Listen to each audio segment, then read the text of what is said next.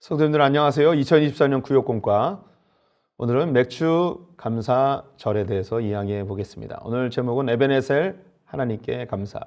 여기까지 도우시는 하나님에 대하여 감사하는 절기로 삼았으면 좋겠습니다. 오늘 본문 배경은 미스바 회개 사건입니다. 에베네셀 돌을 세운 현장이죠. 사무엘상 7장입니다. 사사시대 끝 무렵에 이스라엘 백성들은 자기의 소견대로 행하는 어리석은 모습을 보여주었죠.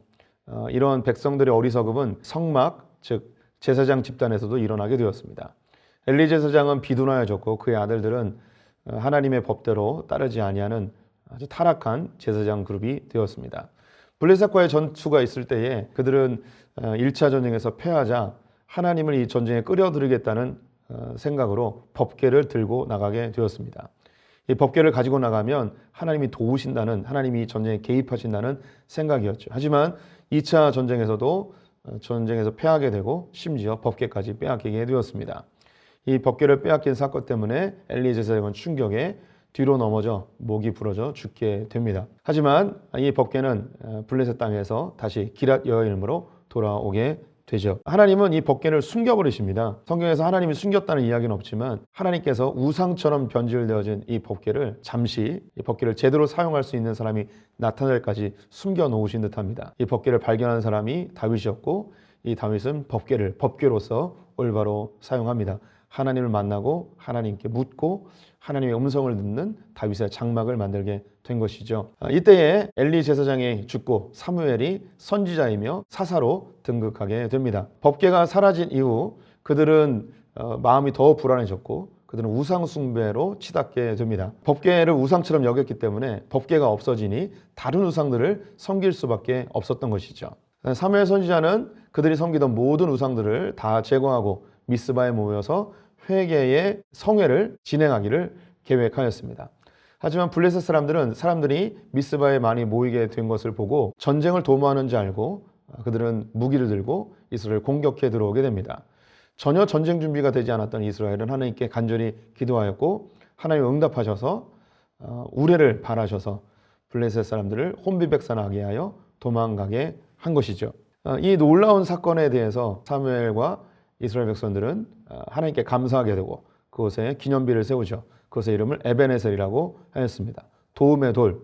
구체적인 의미는 여기까지 하나님이 도우셨다는 것입니다. 이렇게 세밀하게 이런 곳까지 이런 순간까지 도우시는 그 하나님의 은혜를 경험하게 된 것이죠.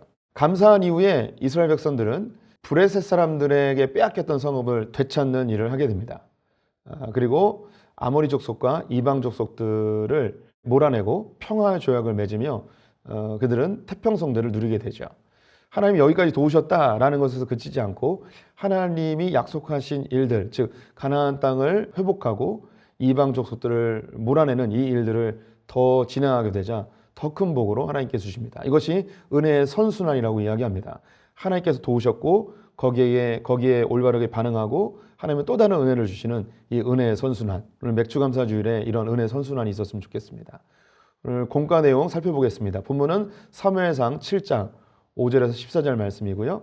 그리고 암송 구절은 여호와께서 여기까지 우리를 도우셨다고 그 이름을 에베네셀이라 하니라. 요점은요, 하나님은 도우시는 하나님의 은혜를 감사할 때 더 큰 은혜를 베푸신다는 것입니다. 오늘 본문은 사사시대의 마지막을 배경으로 하죠. 이미 언급드렸던 것처럼 이스라엘이 법궤를 우상처럼 이용했다가 빼앗기고 이제 사무엘 선지자를 통하여서 회개의 집회를 하자 하나님께서 그들을 도우시는 장면입니다. 이 사무엘 선지자가 미스바에서 하고자 했던 일은 하나님이 법궤에 제한되는 분이 아니라는 걸 보여주고 싶었습니다. 법궤를 우상처럼 생각했던 그들에게 하나님이 법궤에 제한된 분, 성막에만 계시는 분, 이런 분이 아니라는 거죠. 법궤가 없어도 성막이 없어도 하나님은 존재하시고 하나님 여전히 이스라엘을 사랑하십니다. 그러니 그런 우상 덩어리들 섬기지 말고 눈에 보이지 않지만 진짜 하나님을 섬기라는 그런 메시지가 이 미스바 집회에 담겨 있습니다.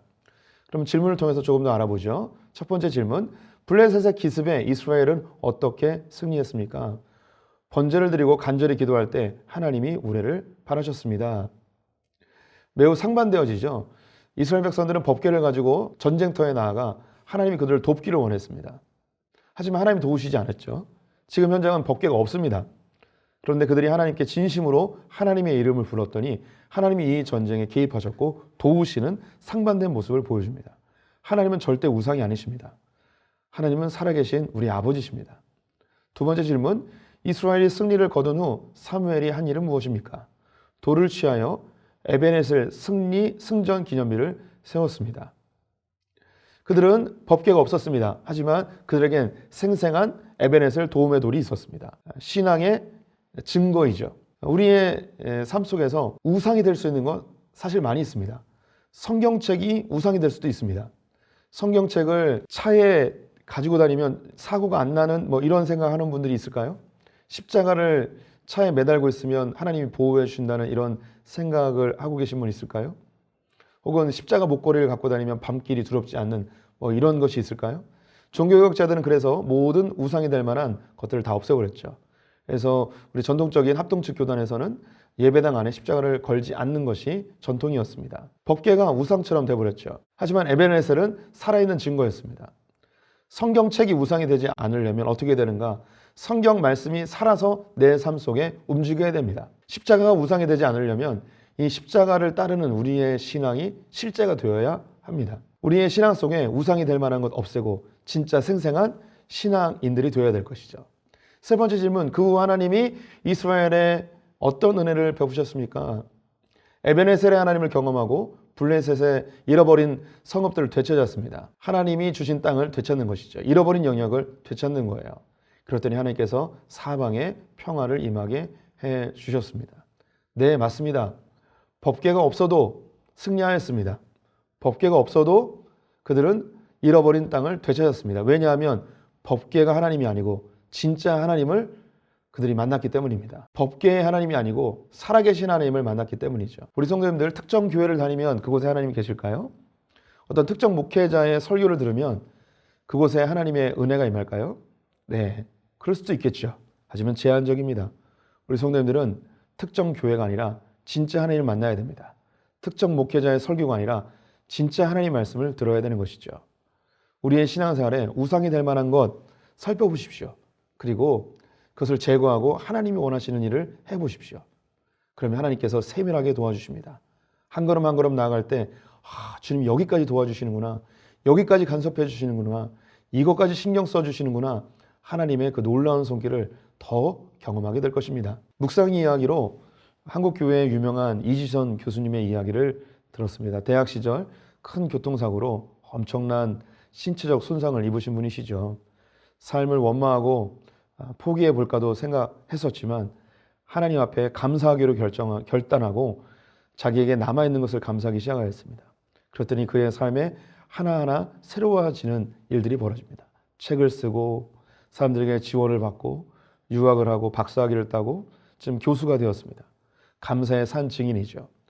우리에게 잃어버린 것이 아니라 도우시는 하나님, 나와 함께 하시는 하나님을 감사하는 성도님들 되셨으면 좋겠습니다. 나눔 질문입니다. 상반기에 베풀어 주신 하나님의 은혜가 무엇인지 회고하며 감사의 고백을 하는 성도님들 되보십시오. 평생에 주님의 도우심을 경험하고 감사하는 성도님들 되십시오. 감사합니다.